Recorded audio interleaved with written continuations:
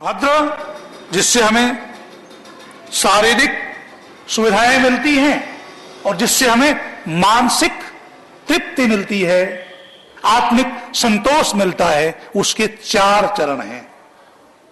क्या?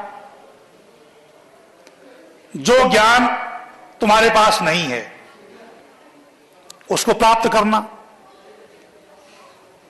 उसको प्राप्त करने का प्रयास करना, इसे कहते हैं अप्राप्त की प्राप्ति। जो वस्तु आपके पास नहीं है उसे प्राप्त करने का प्रयास करना, प्राप्त करना।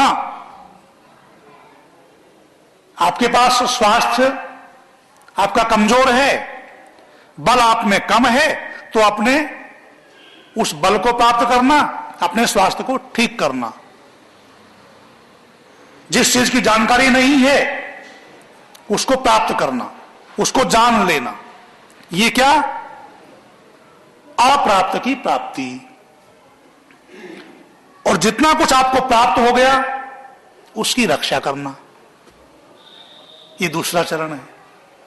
जितना ज्ञान आपको प्राप्त हो गया उस ज्ञान को बनाए रखना। कैसे होगा वो? धियो यो न प्रचोदयात् देवानां भद्रा सुमतिर्यजुयताम्। निरंतर देवों की संगति से, निरंतर गुरुओं की संगति से, निरंतर माता पिता और गुरुजनों की सेवा से हमारे ज्ञान में वृद्धि होगी, हमारे बल में वृद्धि होगी। इसलिए क्या कहते हैं? अभिवादनशीलस्य नित्यं वृद्धोप सेविना चत्वारि तस्य वर्धन्ते आयुर्विद्या यशोबलम। आयु कैसे बढ़ती है? स्वस्थ रहने से, स्वस्थ रहने से, और बल भी स्वस्थ रहने से ही बढ़ेगा। स्वस्थ आप नहीं है तो बल कैसे बढ़ेगा? ठीक है ना? विद्या भी कैसे बढ़ेगी? स्वस्थ रहने से। आप स्वस्थ नहीं हैं तो पढ़ोगे कैसे? बुखार हो गया तो पढ़ाई डिस्टर्ब, जुखाम हो गया तो भी पढ़ाई नहीं कर सकते। तो आयु बढ़ाना चाहते हो तो क्या करो?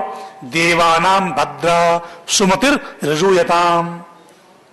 तुम्हारे जो गुरुजन हैं, तुम्हें छात्रावास में जो पढ़ाते हैं, उपदेश देते हैं, उनकी क्या करो? संगति करो, उनका कहना मानो, उनके अनुशासन में रहो, अधिक से अधिक उनसे ज्ञान प्राप्त करो। तो क्या होगा? तुम्हारी विद्या में वृद्धि होगी। और जब तुम्हारे पास विद्या भी आ गई तो क्या होगा? यश। जो विद्यावान हो गया, जिसके पास ज्ञान प्राप्त हो गया, तो सबसे बड़ा धन तो क्या है? ज्ञान है।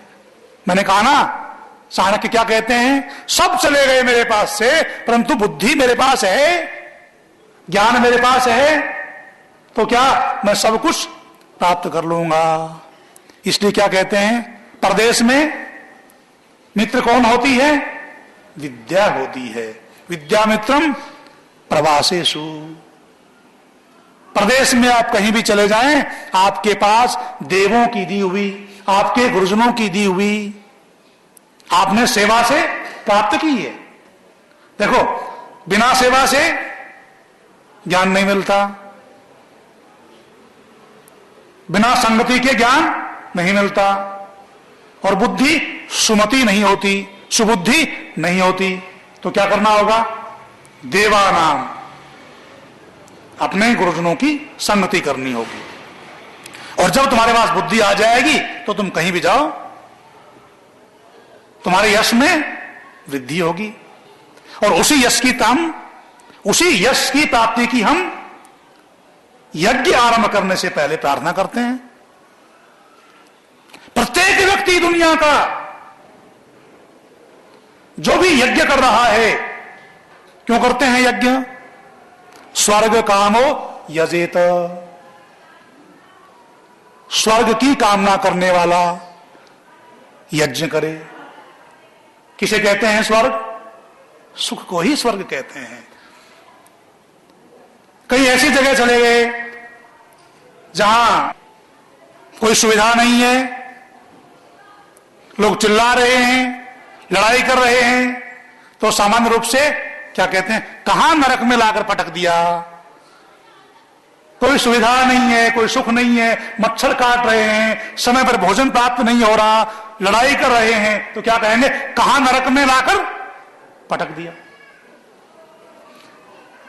जिस स्थिति में दुख मिलता है उसे नरक कहते हैं, जिस स्थिति में सुख मिलता है उसे स्वर्ग कहते हैं। तो स्वर्ग की स्थिति का निर्माण करने के लिए हम कामना करते हैं, धियो यो नः प्रचोदयात् यद भद्रम तन्न आशुव विश्वानि दुरितानि पराशुव। सुख की स्थिति कैसे आएगी? जब हमारे सब दुर्गुण, दुर्व्यसन और दुख दूर हो जाएंगे, तब जो स्थिति आएगी सुख की स्थिति आएगी। पहले क्या करना होगा आपको? अपने जीवन में जो अज्ञान है उसको दूर करना होगा, ज्ञान को प्राप्त करना होगा। वो जो ज्ञान प्राप्त किया है उसकी रक्षा करनी होगी, और रक्षा किया आपने उस ज्ञान की, तो उस ज्ञान में और भी वृद्धि करनी होगी। वृद्धि कैसे होगी? जो ज्ञान तुमने प्राप्त किया है उसको अपने अन्य साथियों को बांटोगे, अपने से कम जानने वालों को बांटोगे, तो उस ज्ञान में वृद्धि होगी। और क्या होगा? जो ज्ञान प्राप्त हो गया है उससे सबके कल्याण में, उस ज्ञान को समाज के सेवा में उस ज्ञान का प्रयोग करना। ज्ञान के द्वारा हमने धन कमाया, धन प्राप्त किया बुद्धि के द्वारा, परंतु दुर्बुद्धि के द्वारा नहीं।